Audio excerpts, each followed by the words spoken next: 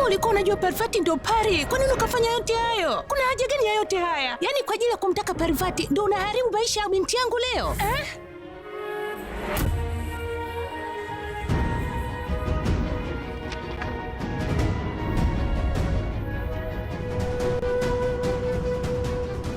Bwana Bajwa, na hatimaye umepata mpenzi wa maisha yako, basi naomba umtunze vizuri. Maisha yako yanategemea upendo wake. Hatimaye umepata mpenzi wako, utaacha kunichukulia mimi kama Pari, na yeye ndiyo mke wako ambaye utakuwa naye maishani. Hongera sana, mlinde sana mpenzi wako na uache kunichukulia mimi kama Pari, ili mtengeneze maisha yaliyo bora.